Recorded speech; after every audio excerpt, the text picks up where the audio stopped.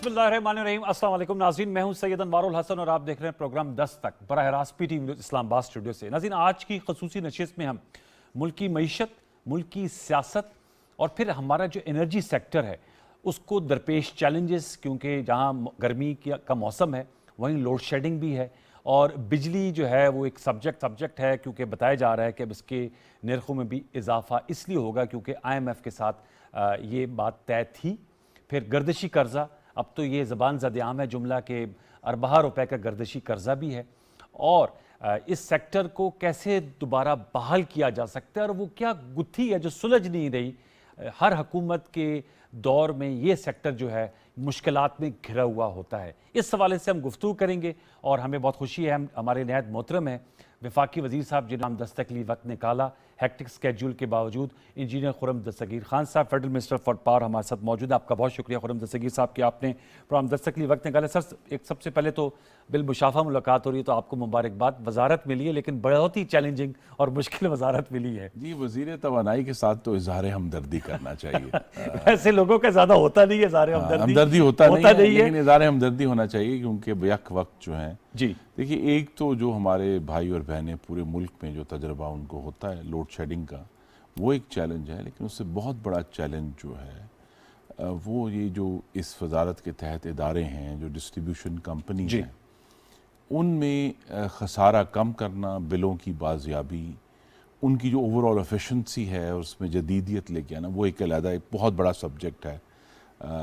और तीसरा of course इसके साथ जुड़ा हुआ है जिसकी तरफ आपने इशारा भी किया, वो ये है कि ये क्या गुत्थी है जो सुलझ नहीं रही। और वो गुत्थी जो सुलझ नहीं रही वो ये है कि मुल्क में एक रवायती तौर पर हमने बिजली और गैस की कीमतों को सब्सिडाइज किया है। शुरू में जब हमारे इतनी डिमांड नहीं थी और तरबेला और मंगला बहुत हद तक हमारी ज़रूरियात पूरी कर रहे थे, 8-10 हज़ार मेगावाट प्रोडक्शन की, तो तब तक तो हमें ज़रूरत नहीं थी कि हम कीमतें बढ़ाएं। लेकिन जैसे जैसे आबादी बढ़ी है तो जो कीमत जिस तरीके से बढ़नी चाहिए थी वो हुकूमतों ने यही डिसाइड किया, हमारी हुकूमतें भी उसमें शामिल हैं, कि हम सब्सिडाइज करें। और ख़ास तौर पे मुल्क के जो हमारे कंज्यूमर्स हैं बिजली के, उनकी बहुत बड़ी तादाद जो है वो 100 यूनिट या उससे कम है, वो लाइफ लाइन यूनिट्स हैं।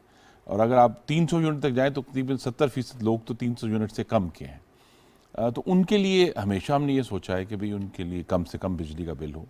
लेकिन अब ये मामला इकट्ठा हो के इस नहज तक पहुंच गया है कि ये जो मालियाती मामला है, मेरे ख्याल में सबसे जिस चीज़ ने जो मुझे सबसे बड़ा चैलेंज इस वजारत में महसूस हुआ है, वो बिजली बनाना नहीं है, वो बिजली फराहम करना नहीं है, वो बिजली की जो लागत है और उसकी कीमत को मैनेज करना है, वो सबसे बड़ा। अच्छा, अब मैं चाहूँगा एक एक करके आएंगे ताकि ज़रा व्यूअर्स इस पे आपका मौक़िफ़ जाने, क्योंकि तवक्कुआत बहुत हैं। PMLN से 2013 में जब आप आए तो अंधेरे आप लोगों ने ख़त्म किए थे।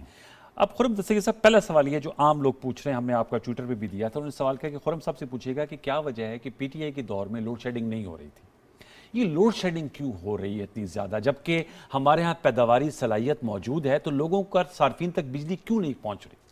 जी, ये आप कह सकते हैं कि वक्त इस किस्म का था कि उनकी हुकूमत जो थी वो अप्रैल के पहले हफ्ते तक रही, जिसमें बिजली की जो डिमांड है वो कम होती है। अभी लोगों ने एयर कंडीशनर्स ऑन नहीं किए, जो पंखे ऑन नहीं किए, तो जैसे जैसे अप्रैल में एक गर्मी की वेव भी आई, तो जैसे जैसे डिमांड बढ़ी, तो फिर जो PTI की जो पिछली हुकूमत थी उनकी नालायकी और नाहली और बदइंतज़ामी हमारे आड़े आई, क्योंकि उन्होंने भी बिजली की लागत से बचने के लिए तकरीबन पिछले 4 माह से, दिसंबर से लेकर अप्रैल तक जो है, कोई 6000 मेगावाट की जो सलाहियत थी वो बंद कर दी थी। उसकी डिमांड नहीं थी, उन्होंने ना गैस खरीदी, ना उसके लिए फर्नेस ऑयल खरीदा, ना कोयला खरीदा। वो 5820, अगर आप एग्जैक्ट नंबर चाहते हैं, 5820 मेगावाट जो था वो बंद पड़ा था। ठीक है। अब वो जब लोड शेडिंग शुरू हुई, मुल्क में लोगों ने एयर कंडीशनर ऑन किए, पंखे ऑन किए, गर्मी बढ़ी, तो फिर वो इशू भी बना। वज़ीर आज़म ने उसका एक पहला रिव्यू किया, अभी मुझे ये जिम्मेदारी नहीं मिली थी। उन्होंने कहा कि हम इसको 1 मई से लोड शेडिंग ख़त्म कर देंगे, और हमने कर दी। देखिए, वो कर दी। उसकी क्या वजह थी? उसकी वजह ये थी कि एक तो हमने ये जो 5820 मेगावाट की जो सलाहियत बंद पड़ी थी उसको हमने वो ईंधन फराहम कर दिया, 27 प्लांट आप लोगों हाँ, का। गैस फराहम कर दी, कोयला फराहम कर दिया, फर्नेस ऑयल ख़रीद कर नया फराहम कर दिया। और चूँकि ईद की छुट्टियों में पाकिस्तान की जो इंडस्ट्री है वो बंद होती है, तो उस वक्त डिमांड भी कुछ कम थी, तो हमने वो तमाम अपनी जो सलाहियत थी उसको इस्तेमाल करते हुए वो जो एक्चुअली अगर आप देखेंगे तो 1 मई से 12 मई तक लोड शेडिंग सफ़र थी। जी 12 दिन जो थे वो लोड शेडिंग सफ़र थी। और आज भी अगर हमारे पास ईंधन मौजूद हो और हमारे पास अगर फाइनेंशियल कमिटमेंट हो तो 48 घंटे के अंदर लोड शेडिंग खत्म हो सकती है। 48 घंटों में खत्म हो सकती है। क्योंकि यहाँ कोई पैदावारी बहरान नहीं है। जो बंद प्लांट्स पिछली हुकूमत छोड़कर गई थी वो हमने सब चालू कर दिए हैं। जिनकी मेंटेनेंस एंड रिपेयर थी, कुछ बीच में भी आए, 1-2 हफ्ता पहले भी हमें मेंटेनेंस रिपेयर देनी पड़ी, वो अब ठीक है। अब सिर्फ एक प्लांट जो है हमारा K2 न्यूक्लियर प्लांट, उसकी वो इस वक्त रिपेयर मेंटेनेंस पर है। 26 जो है वो बहाल हो चुके हैं। वो इंशाल्लाह हमें उम्मीद है। अच्छा, अब आपने कहा 48 घंटों में लोड शेडिंग खत्म हो सकती है, तो मालियाती आपको असिस्टेंस चाहिए, उसके लिए बिजली के निर्ख बढ़ाने होंगे, ये बताइएगा। क्योंकि जी, हमें ये खबरें चल रही हैं, खान साहब ने, आपको याद है फॉर्मर प्राइम मिनिस्टर साहब ने जब तेल की कीमतें कम की थी, वहाँ बिजली भी 5 रुपए फी यूनिट कम कर दी थी। तो वो देखें ना, या तो कीमत बढ़ाकर वसीला फराहम हो, या हमें जो है हुकूमत फाइनेंस डिवीज़न जो है जिसके ऊपर ऑलरेडी बहुत प्रेशर्स हैं पाकिस्तान के दूसरे इदारों की तरफ से और इशूज से, जिसकी वजह से आज की जो लोड शेडिंग है उसमें ज़्यादा इस चीज़ का रोल है कि हमारे पास इस वक्त वो एक, क्योंकि अगेन ये बात चूँकि दुरुस्त है तो कहनी पड़ेगी कि जिस काले कुएं में इमरान खान साहब पाकिस्तान के मालियात को फेंक कर गए हैं, कि इस साल पाकिस्तान की तारीख का ना सिर्फ सबसे बड़ा बल्कि साइज में कोई डबल ट्रिपल जो बजट डेफिसिट है वो 5600 अरब रुपए का होगा जी, जिसकी वजह से इतनी इस वक्त मालियाती पोजीशन टाइट है कि हमें जो है ये सोचते हुए, मैं भी एक सारिफ हूँ कि सबको तकलीफ है, हमें ये सिर्फ मालियात की ना होने की वजह से लोड शेडिंग करने का सामना है। ठीक है। एक ये भी है, देखिए सिर्फ ये बात नहीं है कि वो पैसे नहीं छोड़ कर गए या दिवालिया करके गए हैं। 2-3 मामलात ऐसे हैं कि जिसमें अगर इमरान खान की हुकूमत ने, अगर वो नालायक और नाहल ना होते, वो बद इंतज़ाम ना होते, तो आज लोड शेडिंग ना हो रही होती। क्योंकि क्या वजह है? फॉर एग्जांपल अभी प्राइम मिनिस्टर तशरीफ ले गए थे, करोट का जो एक हाइड्रो इलेक्ट्रिक प्लांट है 720 मेगावाट का, उसने फरवरी में अपनी प्रोडक्शन शुरू करनी थी, फरवरी 2022 में। 22 ये 2016 में, दिसंबर 16 में मुस्लिम लीग नून के दौर में इसकी तामीर शुरू हुई थी और इसने फरवरी में 720 मेगावाट देने थे। अब वो चूंकि इनका इंटरेस्ट नहीं था, इनकी ओवरसाइट नहीं थी, इनकी इंतज़ाम की सलाहियत नहीं थी, तो वो अब उम्मीद हम कर रहे हैं कि अगस्त में जाकर ये अपना प्रोडक्शन ऑन करे। अब 720 मेगावाट मेरे पास होते इस वक्त करोट के, तो 1 घंटा लोड शेडिंग कम हो गई। स्ट्रेट फॉरवर्ड कैलकुलेशन, ठीक है। और इसमें फ़ायदा करोट का नाम मैंने इसलिए लिया है कि करोट के लिए हमें ईंधन बाहर से नहीं मंगवाना। वो कौन सा जो ईंधन हमारा यूज़ कर रहे हैं? हम तो पानी के है ना, वो it's a hydro electric project, ठीक है, वो दरियाए झेलम पे लगा हुआ है, तो लिहाजा अगर वो करोट चल रहा होता आज, अगर वो वक्त पर इमरान खान के जो वो साथी जो हैं वो उसका इंतजाम करते। हमाद साहब तो ट्वीट्स करते हैं और आपकी कारकर्दगी पर जी ताक के रकीक हमले करते हैं। वो करें रकीक हमले जी, वो एक हमारे कहते हैं हमने गर्मियों में लोड शेडिंग नहीं की और खुर्रम दस्तगीर साहब के वजारत के दिनों नहीं, गर्मियों में लोड शेडिंग हुई है, पिछले साल भी हुई है। सिर्फ इस वजह से मैंने कहा कि जो दूसरी जो जिस बुरान का उनको भी सामना था, हमें जरा शदीद तर मिला। लेकिन मैं ये बात, अगर करोट होता हमारे पास तो 1 घंटा लोड शेडिंग कम, 1 घंटा।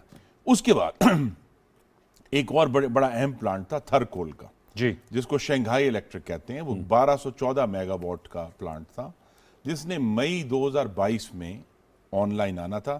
ये हमारी हुकूमत के दौर में जून 2017 में इसका आगाज़ हुआ था और इसने, अब वो नहीं आया। वो एक्चुअली 1 साल का डिले है और वो अगले साल 31 मई 2023 को अब उसकी अब ये अगर 1214 मेगावाट होते तो 1.5 घंटा लोड शेडिंग और कम हो जाती। तो ये दोनों करोट और थरकोल, इन दोनों में जो अहम बात मैं बार बार इसका कि जो इसके लिए हमें डॉलर नहीं खर्च करना, हमें बाहर से कुछ नहीं मंगाना। बाकी जो उनके लिए आपको उसके लिए हमें ऑयल मंगाना है, उसके लिए LNG मंगानी है, हमें कोयला मंगवाना है। लेकिन ये जो 2000 मेगावाट हैं बड़े क्लियर फॉरवर्ड, ठीक जो है। जो 3 घंटे की लोड शेडिंग आप कह सकते हैं, उससे कम हो सकती उससे थी। कम। आज अगर ये आज ऑनलाइन होते तो हम, तो ये जो नालायकी और नाहली है ये मुजरमाना है। और दूसरा ये कि ये जो चूंकि थरकोल वाला जो प्रोजेक्ट है, इसी तरह जो करोट हाइड्रो प्रोजेक्ट, ये सीपैक के प्रोजेक्ट्स जिनके अंदर ये मुजरमाना गफलत है। मैं उसी पे आना चाहता हूं। आज अखबारात की सुर्खी लगी हुई है कि सीपैक के जो प्रोजेक्ट्स है पावर, उनके लिए पहली किस्त प्राइम मिनिस्टर साहब ने रिलीज कर दी है, 50 अरब रुपए जी, और कर दी। 340 अरब रुपए के हैं। जी जी। अच्छा, तो देखिए ना उससे भी फर्क पड़ेगा। उससे ये फर्क पड़ेगा। ये 50 अरब तो मेनली जो हमारे कोल पावर्ड प्लांट्स हैं उनके लिए कोयला खरीदने में जाएंगे। ठीक है। देखिए कोयले का एक नया बहरान पैदा हुआ है इस साल में। कोयला जो पिछले साल के आखिर तक कोई $90 फी टन था, वो अब $360 फी टन है। वो भी कोयले की, जो कोयले से जो बिजली बन रही है वो भी अब इंतहाई महंगी हो गई है। ठीक है। और वो ये करोट और शंघाई इलेक्ट्रिक इसलिए अहम थे कि अगर ये आज होते तो सार्फिन को, मेरे भाइयों और बहनों को लोड शेडिंग में बहुत कम लोड शेडिंग हो रही होती जितनी आज हो रही है। 3 घंटे कम हो जाते उसमें से। ठीक है। एक और जो जुल्म हुआ वो ये था, और वो था कि एक चौथा RLNG प्लांट भी मुस्लिम लीग नून की हुकूमत ने इसका आगाज किया था, जिसने जून 2018 में ऑनलाइन आना था, जो त्रिमू पर है, जंग डिस्ट्रिक्ट में है। उसको वो 1263 मेगावाट है। ठीक है। ठीक है। वो 4 साल वो तैयार खड़ा रहा और उसको टेस्टिंग के लिए भी गैस नहीं दी।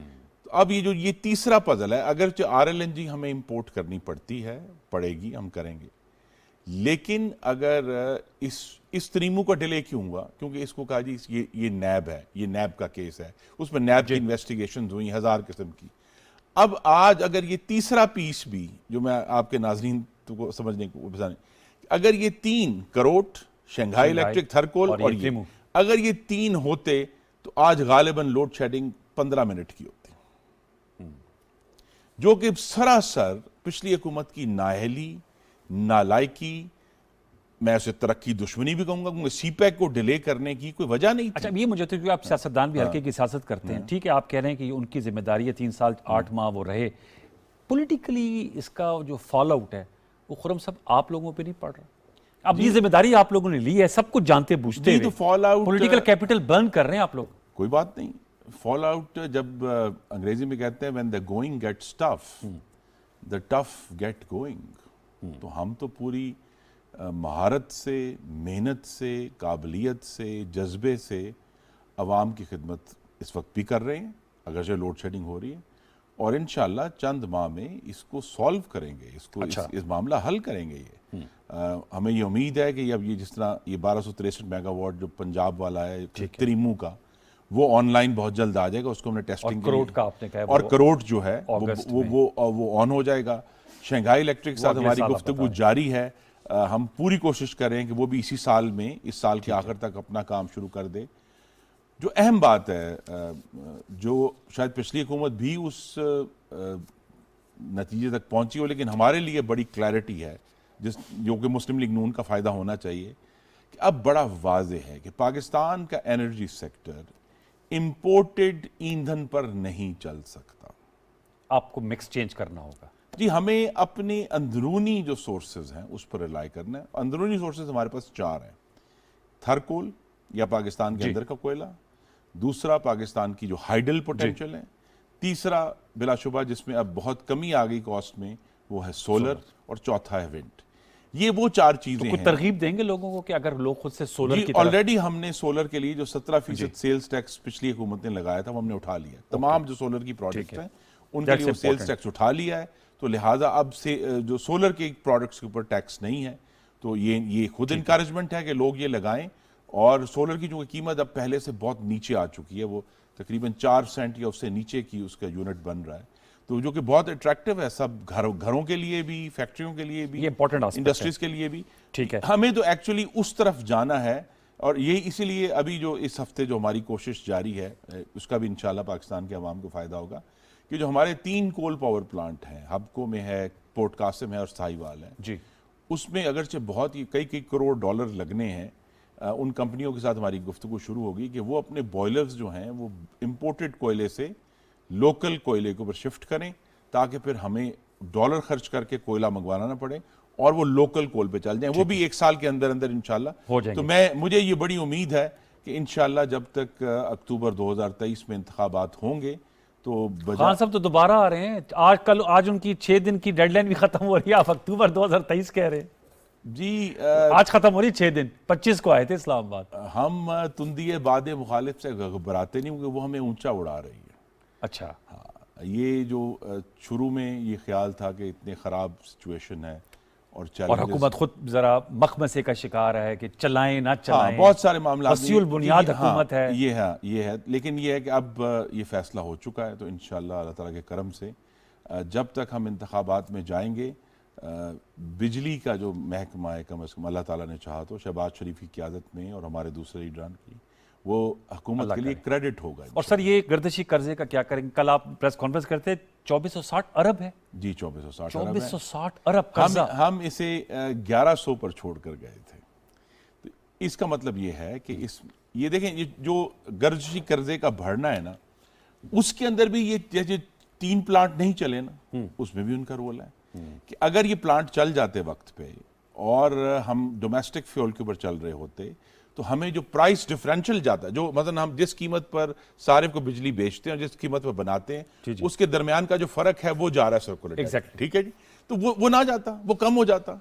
या अगर पिछली हुकूमत में इतनी अकल समझ होती तो वो जो बिलों की रिकवरी है उसमें इजाफा करते, वो नहीं हुई, वो बल्कि नीचे गिर गई। अच्छा, वो चोरी को रोकते, वो चोरी कम नहीं हुई, बढ़ गई। तो ये जो सर्कुलर डेट में इजाफा है, ये भी असल में हुकूमत की नालायकी, जो पिछली हुकूमत थी उसका एक बहुत बड़ा इश्तिहार है कि जब आपके पास लो कॉस्ट सोर्सेज अवेलेबल हैं। एक ये भी था, LNG के साथ कोई एलर्जी थी शायद पिछली हुकूमत को, कि पहले उन्होंने उसके ऊपर शाहिद खाकान अब्बासी पर और मिफ्ता इस्माइल पर केसेस बनाए और कहा जी ये तो बड़े गलत मुआहदे करके गए हैं।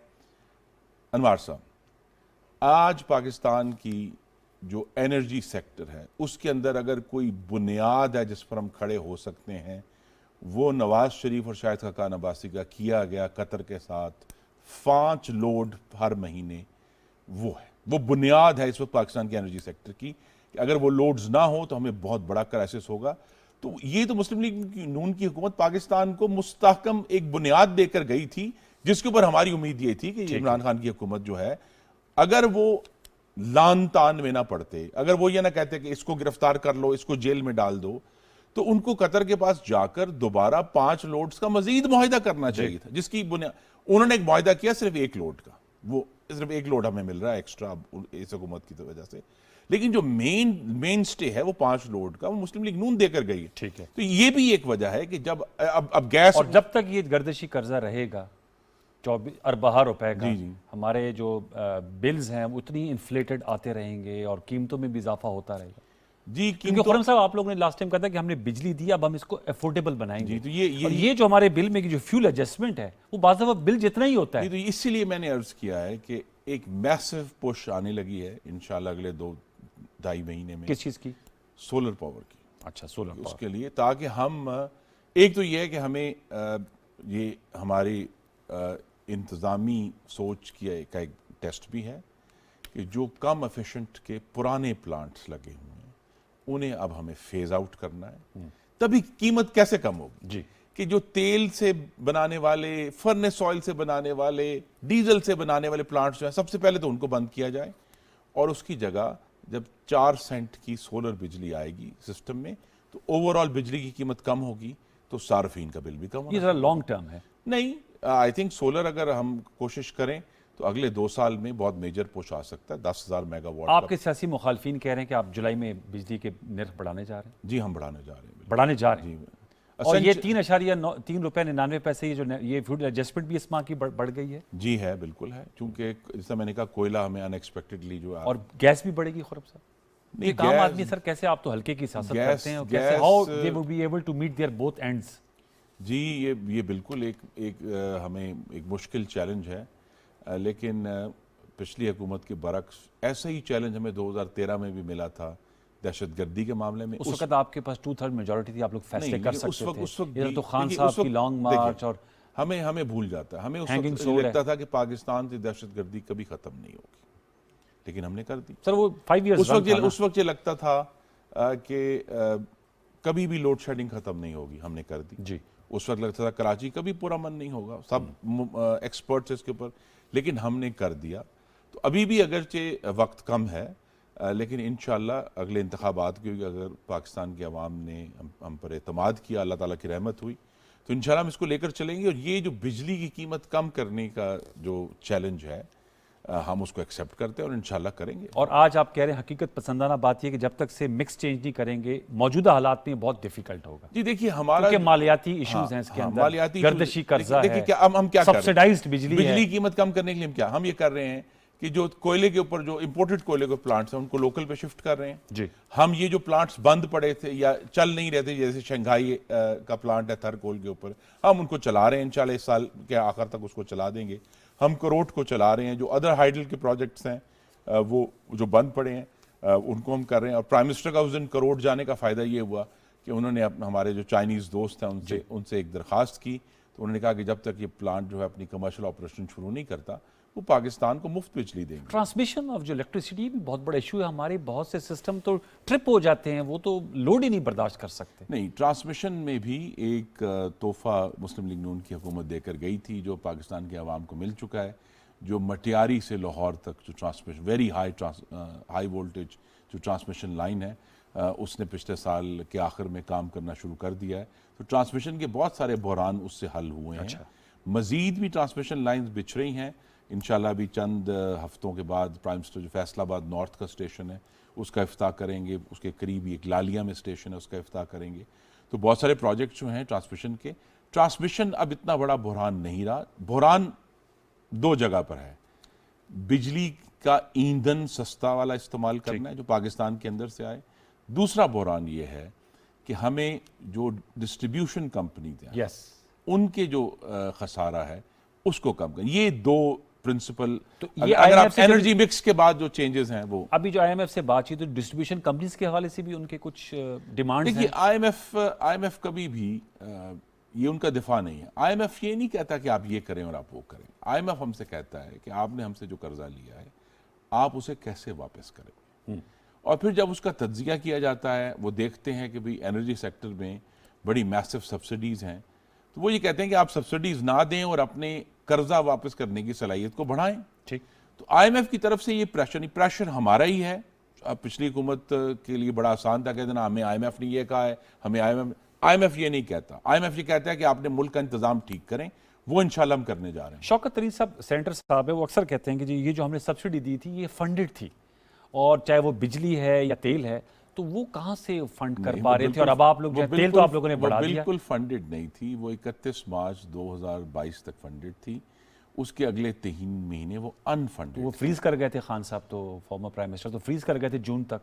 जी, तो वो लेकिन उन्होंने फंड नहीं किया। अब देखिए, ये बात ठीक है कि सार्फिन को पेट्रोल की कीमत देनी पड़ रही है, बिजली की कीमत देनी पड़ रही है, लेकिन आप जरा गौर फरमाइए, जितनी सब्सिडी हम पेट्रोल में दे रहे हैं हर महीने, उससे 25 जिलों में नए डिस्ट्रिक्ट हेडक्वार्टर अस्पताल बन सकते हैं। 102 अरब रुपए की सब्सिडी है।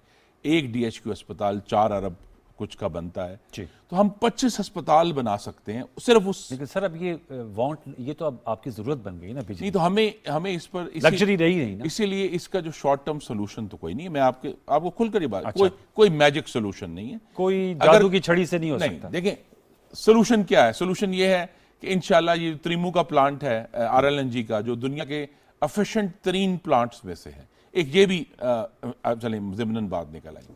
देखिए, एक ये है कि पाकिस्तान में और बहुत सारे तरीकों से गैस इस्तेमाल करके बिजली बनती है, और जो प्राइवेट सेक्टर बनाता है बिजली। हमें ये कोशिश करनी है कि ये जो 4 आरएलएनजी के प्लांट मुस्लिम लीग नून ने लगाए थे, ये दुनिया के एफिशिएंट तरीन प्लांट्स हैं। 61%, 61.5% ये कन्वर्जन करते हैं गैस की। इसका मतलब ये है कि हमें बाकी तमाम सोर्सेज से, जिन मुख्तलिफ लोग इस्तेमाल कर रहे हैं, घरों में जनरेटर लगाए हैं, फैक्ट्रियों में, शिफ्ट करके गैस इन प्लांट्स को देनी है ताकि ये दुगनी बिजली बनाए। ठीक।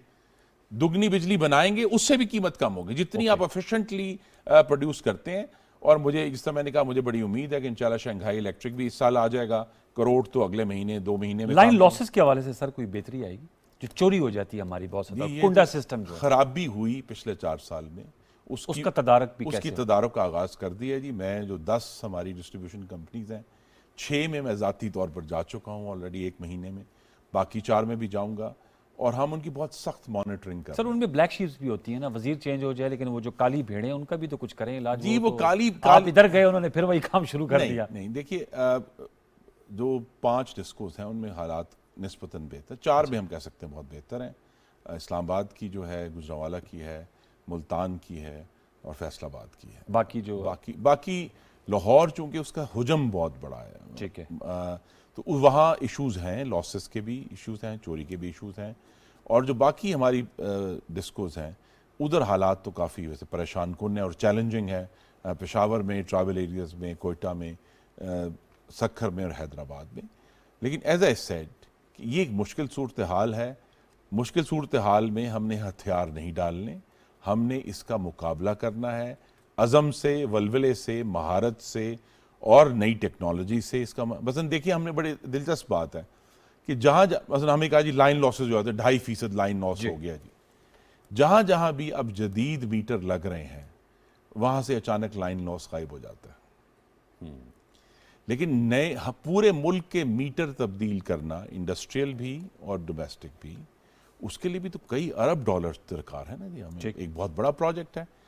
हम इंशाल्लाह उसके अगले साल में उसकी बहुत बड़ी फंडिंग करके करेंगे कि जहाँ जो बड़े कंज्यूमर्स हैं उनके लिए हर जगह वो जदीद मीटरिंग जो है, जो कि ऑनलाइन भी आपको रिपोर्ट करते हैं सेंट्रल में, उसके जरिए बेहतर मॉनिटरिंग के जरिए भी लाइन लॉसेस को कम किया जाए। वरना अगर हम जो देखें, जो 60 की 80 की दिहाई में जो एक लाइन मैन तार मॉडल है वो अब नहीं चल सकता। अब हमें जो है वो मीटर को डायरेक्ट रीड करना है, अपने घर बैठ के ऑनलाइन रीड करना है और ऑनलाइन बिलिंग शुरू करनी है। तो ये इसके लिए जो जदीदियत की जो पुश है, जो कि पिछली हुकूमत में बहुत ही वीक उन्होंने इसका मैकेनिज्म किया था, उसको भी हम बहुत मजबूती से प्राइवेटाइज भी किया जा सकता है डिस्ट्रीब्यूशन कंपनीज को, जैसे बैरूनी ममालिक में ये। जी, ये एक बहुत शुक्रिया आपका, आपने ऐसा टॉपिक, क्योंकि देखिए हमने एक हुकूमत पाकिस्तान ने 2005 में कराची इलेक्ट्रिक सप्लाई कंपनी को प्राइवेटाइज किया था। निजकारी का वो तजर्बा नाकाम है। अच्छा, कराची के शहरियों को वो सर्व नहीं किया, कोई एफिशिएंसी नई जनरेट नहीं कर सकी कराची इलेक्ट्रिक। कुछ जगहों पे जहाँ से उनको बिल मिलता है वहाँ उन्होंने कुछ तब्दील किया नेटवर्क, लेकिन वो भी अभी तक ज़्यादा तौर पे पुराने लाइनमैन मीटर मॉडल पर चल रहे हैं, जिसकी अब 21वीं सदी में कोई गुंजाइश नहीं है। देखिए, अब तवानाई इस कदर महंगी है, लिटरली मैं आपसे कह सकता हूँ कि हम अपना खून जला रहे हैं जब हम डीजल चलाते हैं, हम जब फर्नेस ऑयल चला रहे हैं, इवन अब कोयला और गैस भी जो है इस कदर उसकी कीमतें ज़्यादा हैं कि हमें तो एक एक कतरे का हिसाब करना है। तो एक तो वो हिसाब करेंगे, दूसरा जो है प्राइम मिनिस्टर से मैंने गुजारिश की है और वो भी अगले चंद हफ्तों में उसका ऐलान करेंगे कि एक नेशनल कंजर्वेशन की पुश, कि हम जो अपनी तवानाई का इस्तेमाल है उसमें कोई कमी लाएं, कोई दुकानें जल्दी मार्केटों ताजरों से बात करके दुकानें जल्दी बंद करें। देखिए, पूरी दुनिया में 8 साढ़े 8 से ज़्यादा कहीं दुकानें नहीं खुलती, हमारे यहाँ 12 बजे तक खुली हैं। ये पहले भी कोशिश की, लेकिन तो वो कामयाब नहीं हो सकी। कोशिश यही है कि इंक्लूसिव तरीके से, मुशावरत के जरिए, जहाँ हमें पेट्रोल का इस्तेमाल कम हो सकता है जिधर, वो किया जाए। और उसी के लिए बेहतरी है ना कि अगर हम ये कहें कि जी लेट से संडे के रोज सिर्फ मेट्रो बस चलेगी इस्लामाबाद में, प्राइवेट गाड़ियां अगर हम रोक दें तो हमारा पूरे मुल्क में तेल का बड़ा फायदा होगा। इसीलिए पब्लिक ट्रांसपोर्ट में इन्वेस्टमेंट जो हमने की 5-6 साल पहले, वो आज हमारे काम आएगी कि हम लाहौर में भी ये काम कर सकते हैं, हम इस्लामाबाद में भी कर सकते हैं, मुल्तान में भी कर सकते हैं, हम कराची में भी कुछ इलाकों में कर सकते हैं कि भाई जहां पब्लिक ट्रांसपोर्ट अवेलेबल है, प्राइवेट गाड़ी सड़क पर ना आए, ताकि हम देखिए एक डॉलर जो है वो बहुत वो हमारे लिए है। अब सर, आपने एक डॉलर की बात की, तेल की कीमतें आपने बढ़े। इमरान खान साहब ने 2-3 दफा कहा है कि रशिया के साथ उन्होंने मामला तय कर लिए थे और सस्ता जो पेट्रोल है, ईंधन है, वो अवेलेबल था 30%। और वो मिसाल देते हैं पड़ोसी मुल्क भारत की कि उन्होंने वहां से फैसिलिटी हासिल की और हाल ही में अपनी कीमतों में कमी लेकर आए हैं। मैं आपसे जाऊंगा इसकी वेरासिटी। वो तो बबांगे दौल और फॉर्मर प्राइम मिनिस्टर हैं, 3 साल 8 माह मुल्क के वजीर आजम रहे हैं। वो कहते हैं जी हमने अरेंजमेंट कर लिया था, लेकिन आपको जिस नाम से आप लोगों ने सिलेक्टेड कहते थे वो इम्पोर्टेड कहते हैं, आप लोग कहते हैं जी उन्होंने रशिया की ऑफर ठुकरा दी, सब कुछ तय हो गया था। कुछ हकायक बताएं, रूस के साथ तय हो गया था उनके मामला? जितनी सराहत से मैं कह सकता हूँ अनवर साहब, ये झूठ है।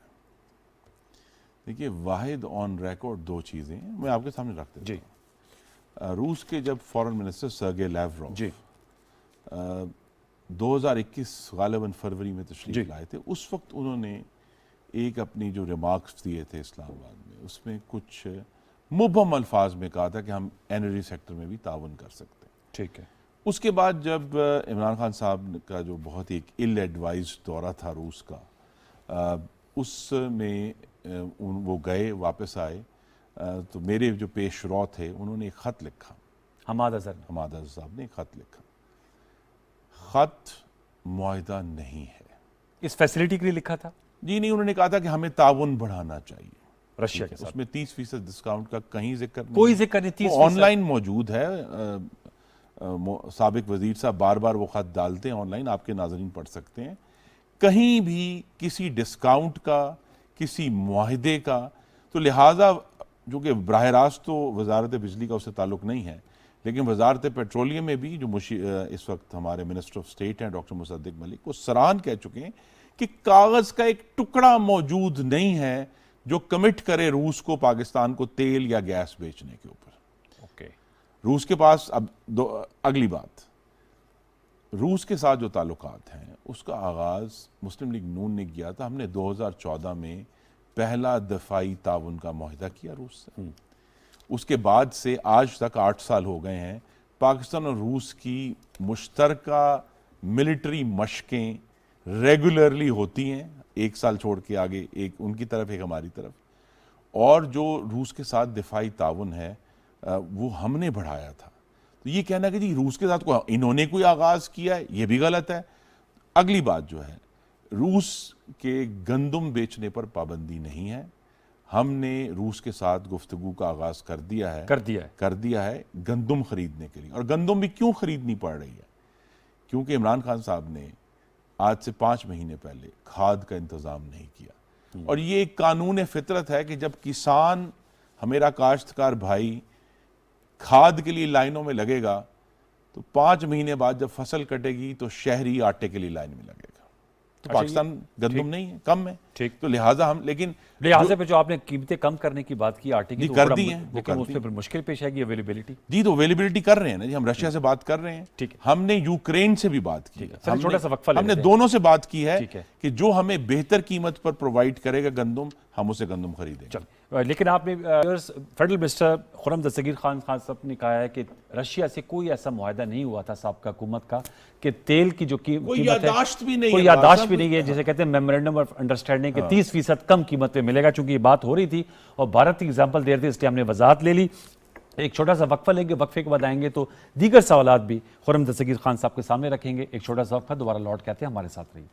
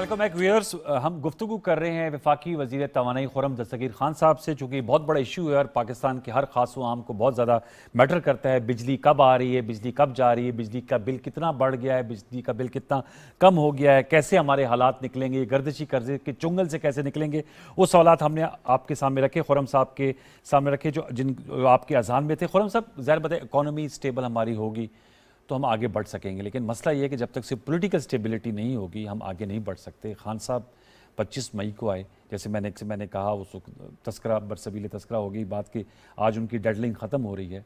उन्होंने कहा सुप्रीम कोर्ट की तरफ देख रहे हैं, जैसी सुप्रीम कोर्ट से प्रोटेक्शन मिलेगी वो दोबारा आएंगे। तो आप इकनॉमिक रिवाइवल, पावर सेक्टर की रिफॉर्म्स की बात कर रहे हैं। जब स्ट्रीट सड़क गर्म होगी तो मार्केट कैसे स्टेबल होगी सर? लेकिन फसाद और फितने से गुफ्तगू कैसे करें हमने कोशिश की है, पार्लियामान से वो राह फरार इख्तियार कर चुके हैं, या पार्लियामान को मुस्तरद करके, जो कि पाकिस्तान के 22 करोड़ आवाम का मुंतखब ऐवान है, उसे वो मुस्तरद कर चुके हैं, उस पर लानत भेजते हैं। तो कहाँ कैसे बात की जाए? और एक ऐसी पार्टी जिसके रिकॉर्ड ये है, कहते हैं तारीख दें तो फिर मैं बातचीत करूँगा इलेक्शन की।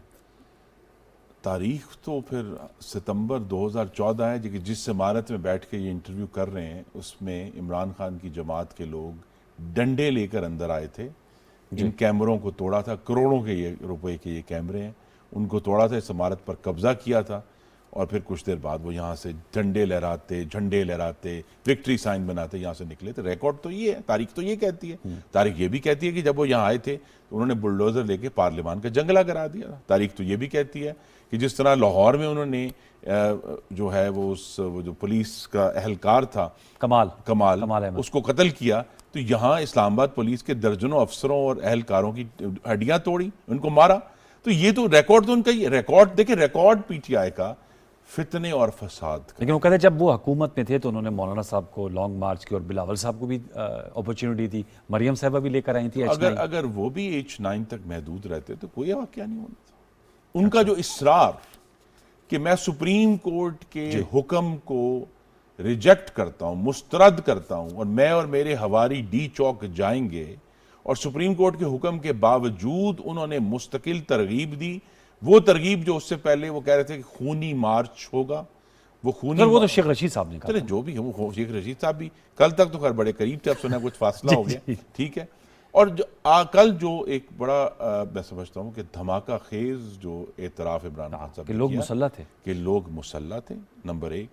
दूसरा, अनवार साहब, हमें प्लीज़ आपके नाजरीन मैं चाहूँगा कि इस पर 1 मिनट के लिए ठंडे दिल से सोचें कि खैबर पख्तूनख्वा के वज़ीर आला ने जिस ताक़ुद और तशद्दुद की धमकी दी है, ये बहुत संजीदा मामला है। इसमें सर काबीना की कमेटी बनी। हाँ, ये कोई सियासी इख्तलाफ नहीं है कि ये मुझे अनवार अच्छा नहीं लगता तो मैं कहूँ कि ये अच्छा नहीं है, ये ख़राब आदमी है, ये मेरे से।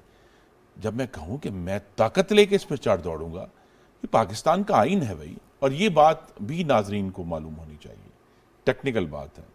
आइन में कहीं एहतजाज का हक नहीं लिखा हुआ। आइन ये कहता है आपको आज़ादी राय है, बोलने का हक है, इकट्ठा होने, और आइन ये कहता है कि आपको पुरअमन इज्तिमा का हक है, उसको ये इस्तेमाल करना। और इसीलिए जस्टिस बशीर आलम और जस्टिस काजी फायज ईसा की जो जजमेंट है फैजाबाद के मामले पे, उसने सराहत से कहा है कि पुरअमन इज्तिमा का हक कानूनी हुकूमत को गिराने के लिए इस्तेमाल नहीं हो सकता।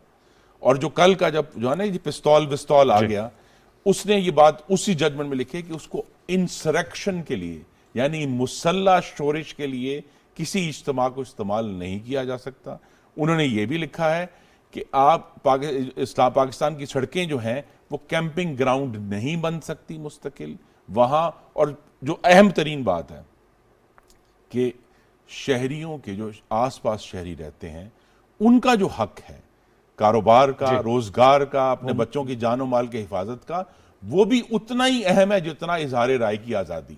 तो लिहाजा हमारा जो फर्ज है, और 25 को भी था और अब भी होगा, और आइन यही कहता है, चाहे सुप्रीम कोर्ट को भी आइन को ही मानना है, हमने आइनी हुकूमत का दिफा करना है, और हमने इस्लामाबाद और पाकिस्तान के शहरियों की जानो माल की हिफाजत करनी है।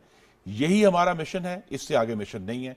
अगर वो H9 तक आकर पुरअमन तौर पर अपना इज्तिमा करते हैं, अपनी राय का इजहार करते हैं, बड़ी खुशी। और धरना भी दे सकते हैं जी, बैठे, चंद दिन बैठना चाहते हैं, परमानेंट जो काजी फाइसा ने लिखा है कि our roads can not become permanent camping grounds. ठीक। तो वो अगर सड़क बंद नहीं करते, अगर पार्क में बैठना चाहते हैं, टेंट भी लगाना चाहते हैं, वो बैठें, पुरअमन बैठें। अगर सड़क चल रही है और शहरियों को कोई तकलीफ नहीं है, उनकी जानो माल को इर्द गिर्द के गुंडे आकर जो हैं आर इज्तिमा के इर्द गिर्द आ जाते हैं ना चाहते हुए भी, ठीक। उनको हरासा नहीं करे, दुकानदारों को हरासा नहीं करे, उनका कारोबार तो बैठे अगर अपनी राय का इजहार करें। लेकिन आईनी हुकूमत ऐसे हथकंडों से, ऐसी जत्थाबंदी से नहीं जाएगी। सर, ये जो आप लोग इंतखाबी इस्लाहात कर रहे हैं, नैब के बिल में तरमीम कर रहे हैं, इसकी सर लीगली तो आप लोग कर सकते हैं, और इसकी morally legitimacy with PTI not in the parliament, मैं आपसे इसलिए सवाल कर रहा हूँ कि आज भी शाहमूद कुरैशी साहब कह रहे थे कि वो तो एक मजाक है। देखिए, पहली तो बात है कि पीटीआई का मॉरल लेजिटिमेसी से कोई ताल्लुक नहीं है। जो उनकी हरकत और सकनात थी, जिस तरह इन्होंने अपोजिशन के रहनुमाओं को गलत जेल में डाला, और मैं आ रहा हूँ कि इसका क्या ताल्लुक है, उनको टॉर्चर किया, इस वजह से जब उन्होंने दर्जनों अपोजिशन के रहनुमाओं को गैर कानूनी तौर पर जेल में डाला, टॉर्चर किया, तो एक अनवार साहब आप समझ सकते हैं कई इंच बड़ा supreme court of Pakistan, high courts of Pakistan, Islamabad high court, Lahore high court, Peshawar high court, उनकी जजमेंट्स का एक पूरा ढेर है जो कहता है कि नैब लॉ ने कहाँ गलती है। और हमने जितनी भी अमेंडमेंट्स की हैं, अगर कभी आपके पास वक्त हो तो अगर वजीर कानून आ जाए, वरना मुझे आप रहमत दे दें, एक एक तरमीम के पीछे सुप्रीम कोर्ट और हाई कोर्ट की एक जजमेंट। एंडोर्समेंट आप समझते हैं अपोजिशन जमात का होना उसमें बेहतर नहीं होता? तो ठीक, क्या मुशावरत के लिए आप दावत देंगे? क्या वो हमारे धक्के से पार्लियामेंट से गए हैं? पार्लियामेंट को खुद मुस्तरद करके गए हैं, उस पर खुद लानत भेज कर गए हैं, और हमारी जो एक एक तरमीम है हम उसका दिफा कर सकते हैं। बाबर अवान साहब कहते हैं हम आएंगे, दोबारा इनको लेकर आएंगे। जी जी, ले आए। लेकिन इशू ये है कि जब हमने हाई कोर्ट और सुप्रीम कोर्ट के ऑर्डर्स के मुताबिक, वसन जस्टिस मकबूल बाकिर की जजमेंट है साद रफीक केस में, साद रफीक को 16 महीने हब्से बेजा में गैर कानूनी पॉलिटिकल इंजीनियरिंग, हाँ नहीं, उसमें जो ज्यादा खतरनाक, उसने कहा कि साद रफीक के बुनियादी इंसानी हकूक को कुचला गया, फंडामेंटल राइट्स वर ट्रैम्पल्ड बाय नैब। ठीक है जी। तो इस तरह के, और मसलन चलें हम अदालतों से भी हट जाएं, इस्लामी नजरियाती काउंसिल मौजूद है ना जी, चंद कदम दूर, उन्होंने अपने एक फैसले में लिखा कि नैब का ये कानून कि जिस पर इल्जाम है वो अपनी बेगुनाही साबित करेगा, वो इस्लामी निज़ाम और इस्लामी शायर के खिलाफ है। ठीक। तो लिहाजा ये सारी एक एक जो उसमें तरमीम की गई है, उसके पीछे supreme court of Pakistan, high court of Pakistan, council of Islamic ideology, human rights watch, European union, उन सब का जो एक कलेक्टेड विजडम थी वो इस्तेमाल हुई है नैब के। नैब को टोटलेस नहीं किया गया, नहीं जी, सिर्फ उसको पाकिस्तान के आइन के ताबे किया गया है, और वो अब काम करेगा। अब ये मुझे बताएं कि इमरान खान साहब पेशावर में मौजूद हैं, इस्लामाबाद है तो गिरफ्तार हो जाएंगे? क्योंकि आपने बहुत से मुकदमात उनको भी शामिल कर लिया गया है, तो इसका मतलब अगर वो पेशावर की या खैबर पख्तूनख्वा की हदूद से निकले तो गिरफ्तार हो जाएंगे। आपने सकते खुर्रम साहब, आप तो गवर्नमेंट में आप तो चाहेंगे पॉलिटिकल टेम्परेचर्स कम हो, इससे ज्यादा नहीं बढ़ेंगे? जी, तमाम पॉलिटिकल टेम्परेचर्स बढ़ाने के जिम्मेदार इमरान खान है। पाकिस्तान के दारुल खिलाफे पर हमला आवर जत्थे के साथ वो हुए हैं, मैं नहीं हुआ। पहले भी हुए थे 2016 में, तब भी हमने इनको पसपा किया था, आपको भूल जाता है बहुत सारे लोगों को, अक्टूबर 2016 में, 16 में दोबारा आए थे। ओ यस, आपको याद, आपको याद, 16 में आए थे, और फिर वो पनामा केस आ गया। तो ये सारे मामलात जो हैं, जितना भी फितना और फसाद है, वो इमरान खान साहब की तरफ से। वो जहाद कहते हैं, फितना कहते हैं, ये भी वो टर्मिनोलॉजीज का फर्क है। ये तो पाकिस्तान की सियासत है, और बेहतरीन जो जज हैं उसके मेरे भाई और बहनें पूरे पाकिस्तान में जो आपका प्रोग्राम देख रहे हैं, वो हैं इस मामले में कि फितना कौन पैदा कर रहा है, दरख्तों को आग किसने लगाई है, इस्लामाबाद पुलिस को किसने मारा है, पीटीवी पर कब्जा किसने किया है, जो पार्लियामेंट का जंगला है वो किसने गिराया है, किसने अपनी बदजुबानी से सिविल नाफरमानी को दावत दी है पाकिस्तान के लोगों को, किसने कहा है कि आप अपने पैसे जो हैं वो बैंकों की बजाय हुंडी से भेजें, किसने कहा है कि जी ये सारे दूसरे सियासतदान हैं वो चोर हैं, वो डाकू हैं। तो जितना भी फितना फसाद और इंतशार है वो इमरान खान साहब की तरफ से, और उसकी जिम्मेदारी उनको उठानी पड़ेगी, क्योंकि वो सियासी इख्तलाफ की चादर पहनकर अपने फसाद को छुपा नहीं सकते। सर, एक और आम नुक्ता इसराइल के हवाले से खान साहब की जो नई बात आई है, वो कहते हैं उन पर प्रेशर आया। आज उन्होंने डिजिटल मीडिया के सहाफ़ियों से गुफ्तगू की पेशावर में, और उनका मेरी हुकूमत में मुझ पर प्रेशर आया था कि इसराइल को तस्लीम किया जाए। ये नहीं बता रहा कहाँ से प्रेशर आया था, लेकिन प्रेशर आया था। पहले तो एक अल्लाह ताला का एक अजीब उसका हुक्म है कि जिसने अमेरिका से लड़ना था वो हुकूमत से छुप कर पेशावर बैठ गया, कहते हैं हम लड़ेंगे, हम ये करेंगे, और वो गिरफ्तारी के खौफ से वहाँ बैठे हुए हैं। यहाँ आए तो गिरफ्तार हो जाएंगे इसका? नहीं, मेरा नहीं ख्याल कि आप कह रहे हैं गिरफ्तारी के ऐसी कोई खौफ उनका खौफ ज्यादा ना जी, खौफ उनका ज्यादा है। वरना ना हमने जब 2014 में इन्होंने ये तमाम हरकत की थी तब भी उन्हें गिरफ्तार नहीं किया। अभी भी कोई ऐसा इरादा नहीं है। अगर हमें महसूस हुआ कि इतनी एविडेंस मौजूद है, क्योंकि इमरान खान वैसे बयानात पे खुर्रम दस्तगीर साहब गिरफ्तारी होती है या एक्शन? बयानात पे गिरफ्तारी नहीं होती, नहीं होती। अगर हमें जब भी ये महसूस हुआ कि इतने सबूत और शवाहिद मौजूद हैं तब गिरफ्तारी होगी। इमरान खान साहब की तरह ये नहीं कि जेल में डाल दो हमजा शहबाज को, 22 महीने भूल जाओ और बाद में कोर्ट कहे कि इसके खिलाफ तो सबूत ही कोई नहीं था।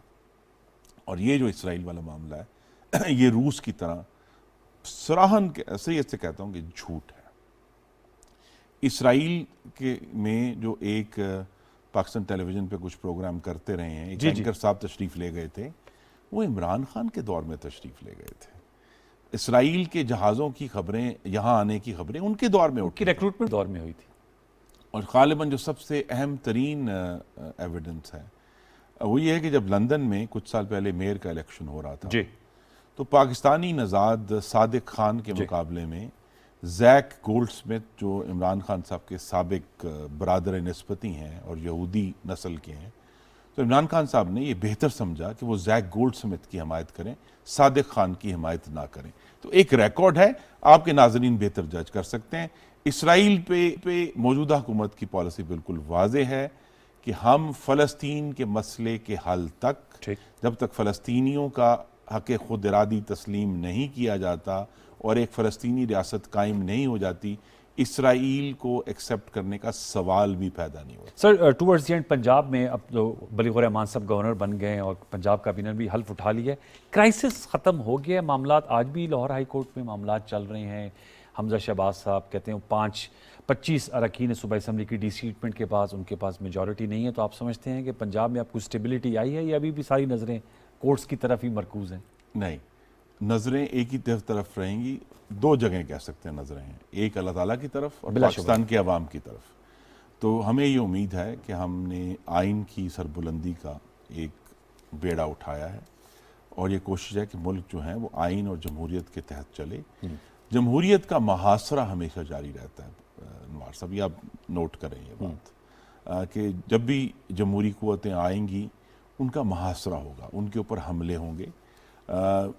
हमें उन हमलों का पूरी तरह मुकाबला करके, ये भी एक हमला है ना कि आप वक्त पर गैस ना खरीदें, ये हमला है कि आप वक्त पर प्लांट ना चलाएं और आप कहें अच्छा जी चलो, ये हमला है कि पाकिस्तान के साथ कि चीन के साथ ताल्लुकात ख़राब कर दें आप, जो हमारा करीब तरीन दोस्त है।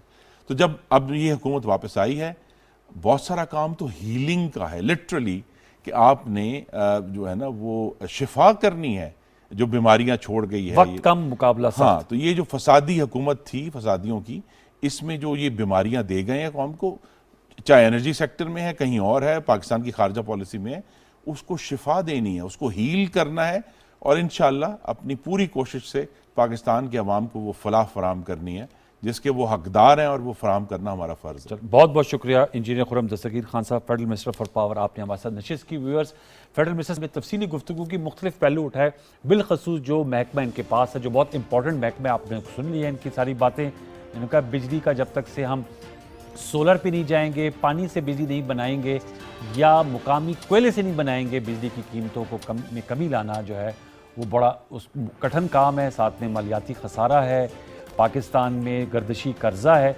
यानी कि टफ टाइम्स हैं, लेकिन इन्होंने पॉलिटिकल विल का इजहार किया है कि इंशाअल्लाह ये इस पर काबू पा लेंगे। हम दुआगो हैं कि इनके पास वक्त कम और मुकाबला सख्त है। दीगर जो सियासी अमूर है वो तो हम डिस्कस करते रहते हैं, उनमें भी खुर्रम दस्तगीर खान साहब की राय आपने जान ली। आपको ये नशिस्त कैसी लगी, फेसबुक और ट्विटर पर अपनी राय से जरूर नवाजिएगा। इंशाअल्लाह अब आपसे मुलाकात होगी कल रात 10 बजे। तब तक लिए सैयद अनवारुल हसन और दस्तक की प्रोडक्शन टीम को इजाज़त दीजिए। अपना बहुत सा ख्याल रखिए। अल्लाह ने के बाद।